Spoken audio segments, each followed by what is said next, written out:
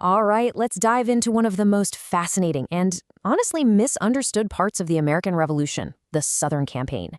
We're going to tackle a really wild idea at the heart of it all. How in the world do you win a war by losing battles? I mean, seriously, how do you do that? It sounds like a riddle, right? Winning and losing are total opposites. But you gotta understand, for the American forces down south, this wasn't some brain teaser. This was their grim reality. And the totally brilliant way they answered this question, well, it changed the course of history. So, to really get the American solution, you first have to understand the British problem. After years of fighting in the North, things had kind of stalled out. It was a costly stalemate, and Britain was getting seriously frustrated. They needed a new plan, a new place to fight. And that led them to make a huge gamble. They decided to shift their entire focus to the South. Now, on paper, the British strategy looked like a slam dunk. See, they were convinced that the southern colonies were just teeming with loyalists who were secretly waiting for the king's army to show up. The plan was simple: land your troops, rally these local supporters, get Americans to fight other Americans, and then just roll through the colonies one by one. It was a confident, bold plan from what was, let's be honest, the most powerful military on the planet. For the Americans, this big British push meant one thing: absolute crisis. At first, it was a total disaster. And you don't have to take my word for it. The words from their own leaders on the front lines paint a pretty bleak picture. Here's the commander-in-chief himself, George Washington. And listen, this isn't some fiery, optimistic, we-can-do-it speech. This is a cold, hard dose of reality. After all these years of fighting, he's basically saying victory is nowhere in sight. You can just feel the weight of this endless, grinding war in those words. And then there's this from Thomas Jefferson, which just captures the sheer intensity of the moment. The enemy presses hard. It's so simple, but so powerful. This wasn't some distant threat. This was the full might of the British Empire bearing down on them, pushing the entire revolution right to the edge of collapse. And then, out of all that desperation, you get this from General Nathanael Greene, the guy they put in charge of the whole Southern mess. And this, right here, this is everything. We fight, get beat, rise, and fight again. I mean, just think about that. He's openly admitting they expect to lose. But that second part, rise and fight again, that's not despair talking. That's a promise. That's the seed of a whole new way to think about winning.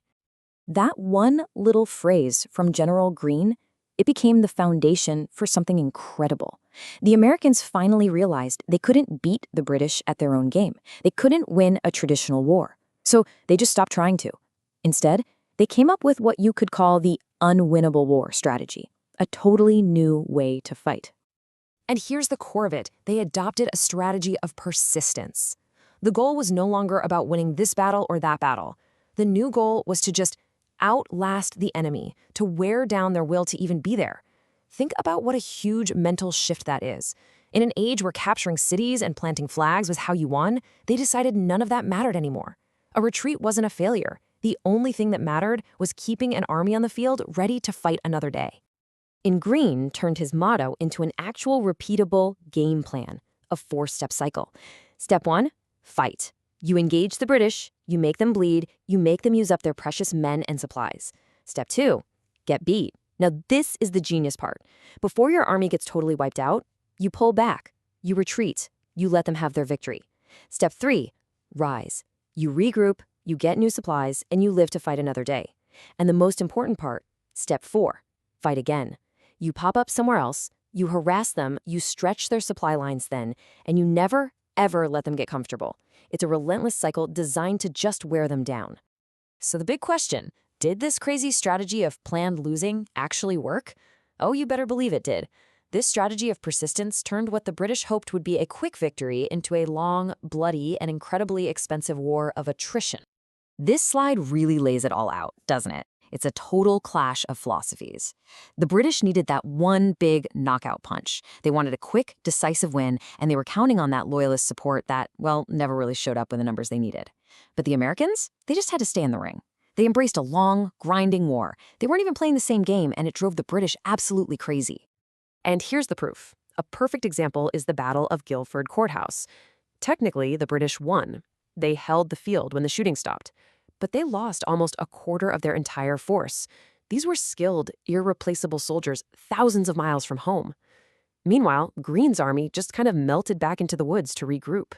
So the British won the battle, but in doing so, they lost the strength to win the campaign. This American persistence didn't conquer territory. It conquered the British will to keep fighting. So all of this leaves us with a bigger question, one that goes way beyond the battlefields of the 18th century. Where else in life does winning just look like not giving up? Think about it. In starting a business, in our own personal goals, in fighting for a cause we believe in. It's an incredible reminder that sometimes the biggest victory isn't about winning every single battle. It's about having the strength and the resiliency to get back up and fight again.